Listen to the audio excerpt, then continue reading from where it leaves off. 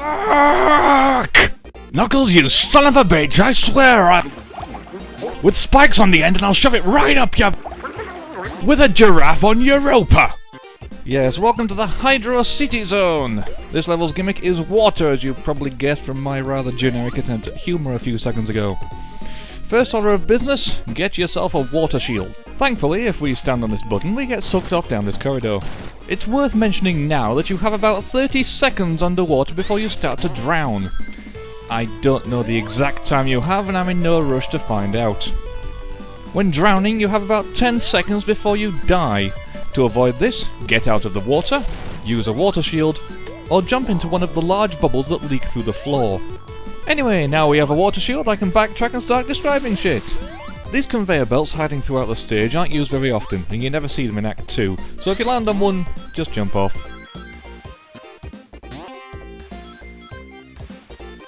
That two-headed robot thing right there is indeed a Poindexter, known as a puff in Japan.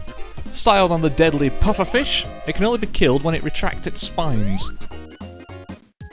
Oh yes, and they're bloody everywhere, so be careful. This blue thing that thinks it can shoot through my shield is a Blastoid, known as a Ponta in Japan. Another turret-style robot, but with better range than the Tulipons of level 1. All the same, be careful when approaching these things when you don't have a shield. The eagle-eyed among you will have no doubt noticed that my score has reset. That's because I stopped playing after every level to check the footage, and this game doesn't record score. But the day I care about points is the day Sonic is recognised as the true messiah. Yes, Jesus can walk on water, Sonic can fucking sprint. These mosquito-looking robots are Buggernauts, known as Bunbun in Japan. Easily taken care of, kill the big one and the small one runs off. Interesting fact, Bunbun is Japanese onomatopoeia for the sound of a mosquito. Now you can say you've used your computer for educational purposes. These small insignificant red fish things are mega choppers, known as Kapu Kapu in Japan. And they are by far the most dangerous enemy in the level. Instead of hurting you outright, they latch onto you and eat one of your rings every second. They also slow Sonic down and prevent him from jumping. To get rid of them, you have to mash random buttons and pray they fall off before you drown. Behold my awesome timing upon this button. It's just a shame my skill doesn't last for the entire stage. These are the last conveyor belts that Sonic encounters, and the other ones our class is useful.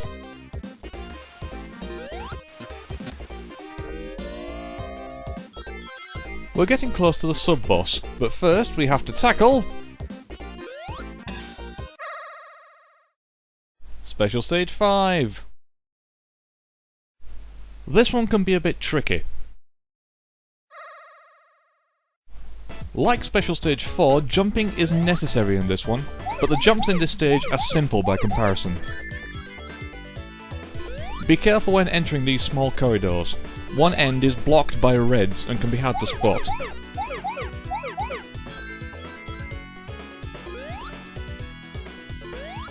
The tricky bit is using these star balls to your advantage, allowing them to propel you in the right direction before jumping. You can of course run around and collect the 4 blues without jumping, but since you have to rely on this technique in later special stages, it's worth practicing now. A perfect score is pretty easy to get on this stage, but just remember that the longer you take, the faster Sonic runs, and the more difficult it becomes to manoeuvre. Once all the blues are collected, you are presented with the Grey Emerald.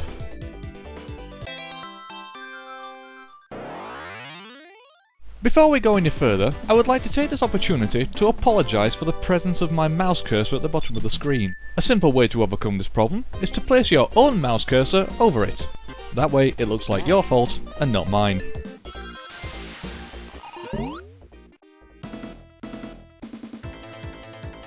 This is the sub-boss, Big Shaker!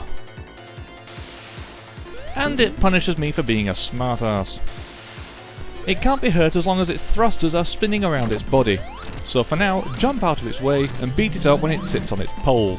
The pole then spins, stirring up the water and rendering you helpless, so kill the bloody thing before it starts its second run.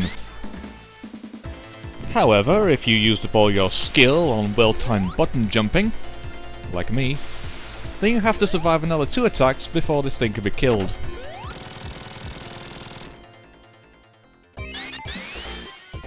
I firmly believe that this is the only documented example of a congratulations screen that can kill you. The sign lands, and Sonic stands there like a deranged lemon while his breath slowly ebbs away. And since Act 2 starts off underwater, then you have to move quickly to avoid drowning. And then you have to move even quicker to avoid being crushed to death by the encroaching wall.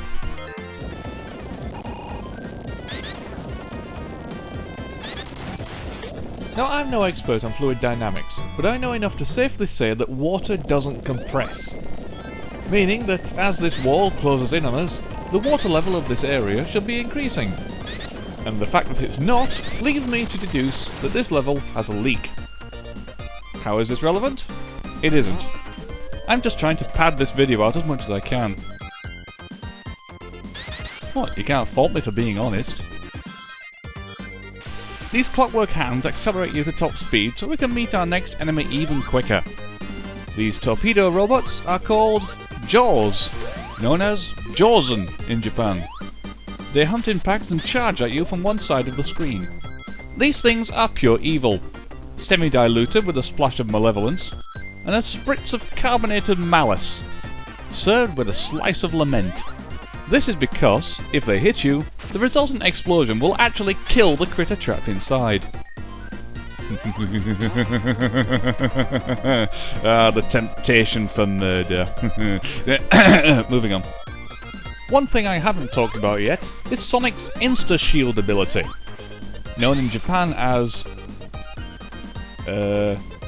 Daboru Kaiten Attaku. With it, Sonic is briefly invulnerable to enemy attacks, but its primary use, and the reason I use it, is to extend the reach of Sonic's jump attack. It hasn't appeared in many games, but it's worth mentioning since it's more fun to use than that cheap homing jump thing that Sonic develops like a tumour to the eyeball for the recent 3D games. There is, I'm sure you've noticed, a small robot lurking around that hasn't got a mention yet. Well, it can wait. Until we tackle Special Stage 6! Yup, more jumping, pathfinding and panic. Woo! A stage that's very easy to get an extra continue with. How easy, you ask? Well, I got one and didn't notice until I checked the footage. I'm not sure if that's a testament to the simplicity of this stage, or my lack of observation skills.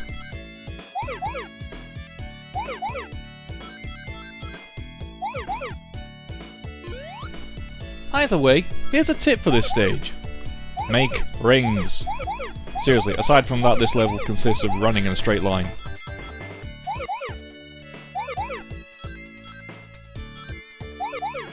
No, I'm serious. Once you turn the 4 stacks of blues into rings, all that's left to do is run forward and jump. The real trick to this level is when you have to jump 2 reds at a time. Don't be fooled into thinking that Sonic can jump further when he runs faster. All it does is increase the animation speed, not Sonic's momentum. As for the jumps, the trick is to jump just before you hit the reds. That way you should make it over both of them with no problems.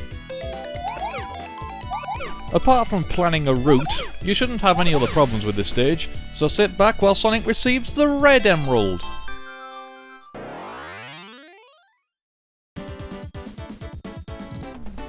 Right, that's 6 down, 1 to go! Now, as you may remember, I said there's a robot that needs mentioning. But since I completely failed that jump and now I'm somewhat annoyed at my lack of platforming skills, I'm going to punish said robot by ignoring him for a few minutes. Mainly because this is a 16-minute video and I'm rapidly running out of things to talk about. So let's pad the shit out of this bit and talk trivia! Now you need a special type of observation skill to notice the Sonic statues in this stage. Mainly because I never caught them on video. Thankfully, I have an overlay function. These statues only appear in Act 1, in the background, right at the top of the level. Out of sight, out of mind. What do they mean? Does it mean that Sonic's arrival was foreseen centuries ago? Is it evidence of a lost time travel subplot that was removed for time reasons? Or is it proof that the Sonic team was always a bunch of pretentious tossers, and we've been too preoccupied with emerald collecting duty? Who knows? Who cares? Not me, because right now I'm too busy wasting my time in a pointless bonus stage. Seriously, I don't know why I bother with them. Anyway, this mentionless robot can wait. For now, we have to navigate a simple moving platform puzzle, which I fail at, and have to beat my head on the ground to re-establish what lingering hand-to-eye coordination I have left.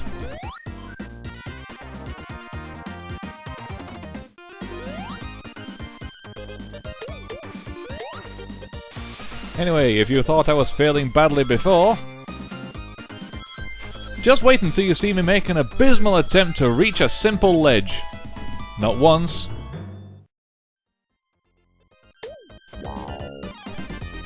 not twice, but thrice. Let this be a lesson. Never try to complete a level of Sonic 3 and Knuckles right after a 12-hour night shift. Anyway, I suppose I can't put off talking about this robot any longer, since it almost destroys my shield here. Yes, this robot is the Turbo Spiker, and it's a shining example of how the Western world gets screwed by localization. Because in Japan, it's called... wait for it... the Yodorin Jet! I have no idea what the hell a Yodorin Jet is, but it sounds like a new model of Kawasaki motorbike. Whereas the Turbo Spiker sounds, and to be honest looks, like a demonic self-pleasuring device.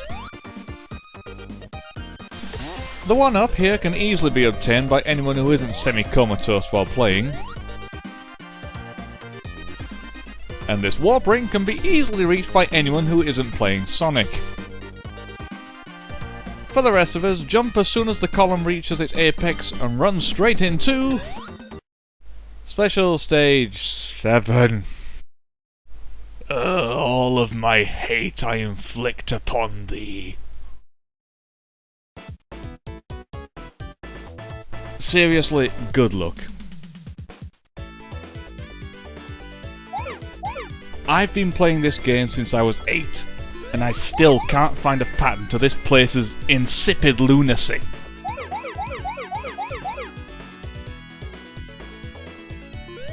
All I can suggest is, get the blue spheres, ignore the rings, and pray to whatever deity may be passing that you have better luck than I did.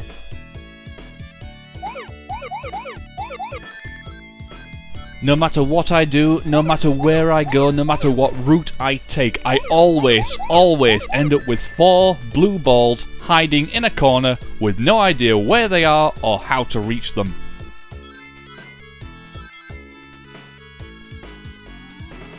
So please sit back and try to imagine the panic slowly rising in my semi-comatose state of mind as Sonic runs steadily faster and faster, and I'm stuck with no idea of where to go, and I realise I'm bloody recording my imminent failure for all of YouTube to see. And now, imagine my relief as I see 4 shining blue spheres hove into view over the horizon, and my unrivaled joy as the Cyan Emerald is finally in my grasp!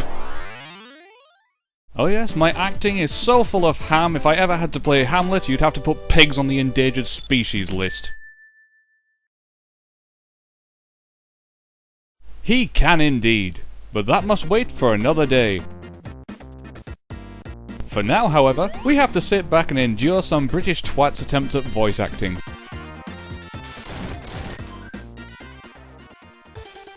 Hey Sonny, can't you survive that fall? Well, just lucky I get. Not this time. Oh shit.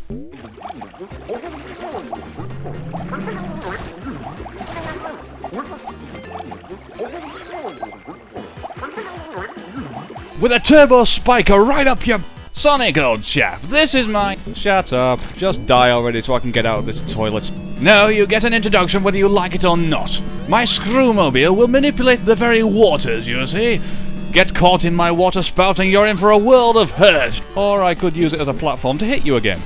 Okay, but what about these depth charges? Can you stand on them? I think not. No, but they can propel me higher so I can reach you. Or I could just use my shield to... Ha! Score one for me, what? Piss off, Spudball. You'll soon regret this insolence, you blackguard. Prick. Level complete.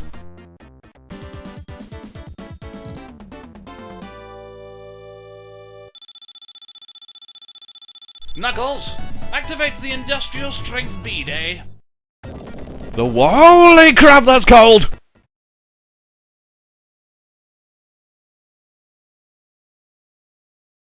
Oh, before I forget, Mary, what's it?